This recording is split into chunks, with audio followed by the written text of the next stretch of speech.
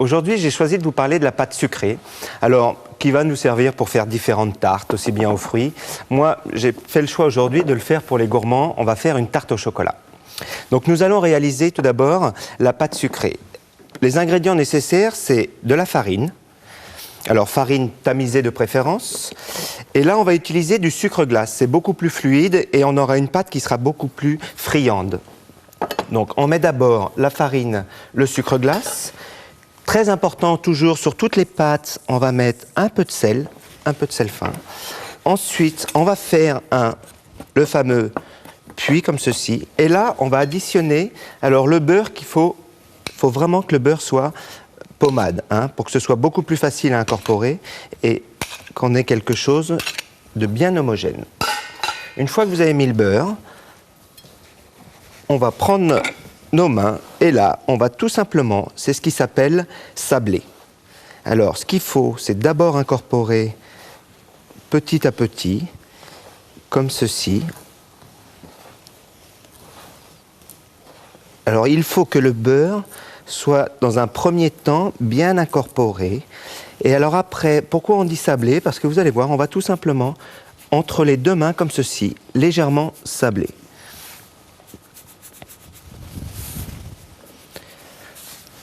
Alors, une fois que le beurre est déjà incorporé, on va ajouter le liquide, c'est-à-dire l'œuf entier avec le jaune. Et alors, ce que j'aime bien, moi, dans toutes les pâtes, on va y ajouter une gousse de vanille. Alors, j'ai pris soin de couper la gousse de vanille en deux. Vous allez prendre le couteau et avec le dos du couteau, vous allez gratter légèrement et vous allez mettre que les graines avec l'œuf pour finir notre pâte. Et alors là, délicatement, on va incorporer l'œuf et il faut que les gousses se répartissent dans la pâte.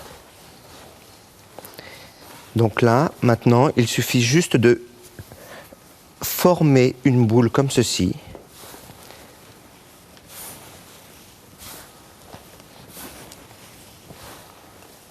Alors la vanille va vous amener un très bon goût au niveau de votre pâte et c'est aussi très joli parce que vous allez voir, on va avoir plein de petits points noirs qui seront très jolis au niveau de aussi bien de la décoration que de la dégustation. Voilà, et une fois que notre pâte est réalisée comme ceci, on va former une boule.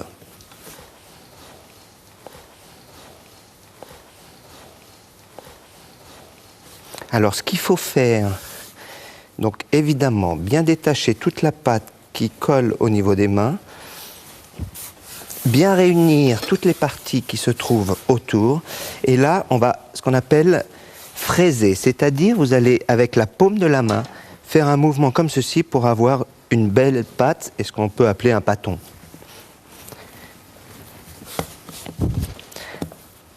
Alors pour cette recette, comme toutes les recettes de pâtes, ce qui est très important, une fois que vous êtes arrivé à ce stade de la recette, il faut surtout la mettre à refroidir.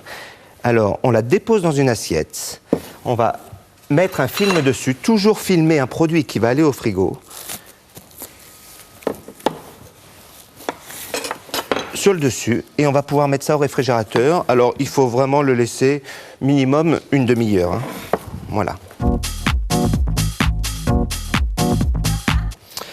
Voilà, donc une fois que votre pâte a refroidi pendant une demi-heure au réfrigérateur, ce qu'il faut c'est l'étaler. Alors, conseil très important pour tout ce qui est pâte, je vous conseille de mettre un papier d'abord sur votre planche, fleurer, ce qu'on appelle fleurer, c'est-à-dire mettre un peu de farine sur le papier et ensuite on étale notre pâte. Ce qui nous permet, premièrement, c'est de pouvoir la faire circuler très facilement et deuxièmement, comme c'est une pâte qui est très goûteuse mais assez fragile, ça évite qu'elle ne se casse partout. Ensuite, vous roulez l'ensemble autour de votre rouleau à pâtisserie et là, on met la partie évidemment où il n'y a pas le papier sur le fond de votre plaque. Alors ce qu'il faut surtout, je n'ai pas précisé, c'est qu'il faut beurrer préalablement votre moule à tarte. Ensuite, vous allez retirer le papier délicatement. Alors, précision pour cette pâte qui est très friable et très goûteuse, il faut vraiment la travailler froid. Ensuite, vous allez, à l'aide de vos doigts comme ceci, de façonner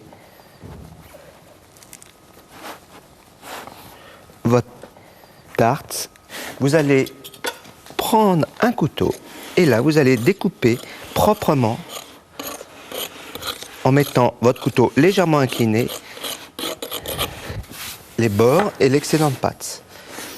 Voici, donc votre pâte est prête à cuire. Maintenant, on va légèrement piquer comme ceci pour avoir une cuisson bien régulière et on va enfourner dans un four à 180 degrés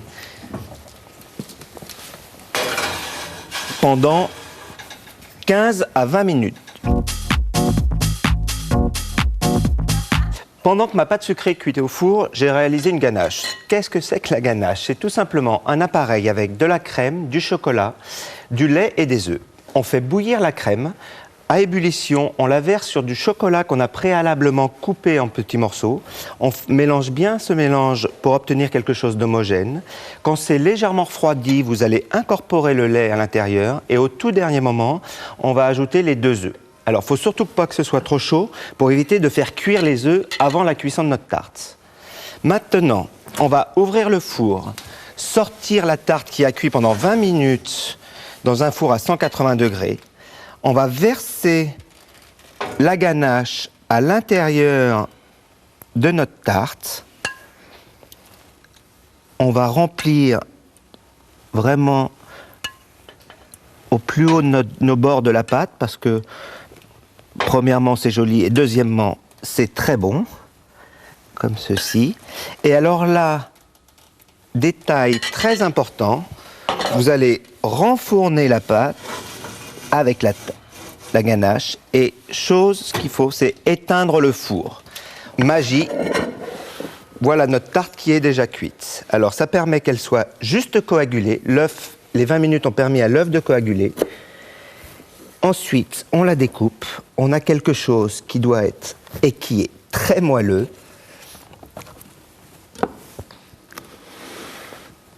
Très brillant.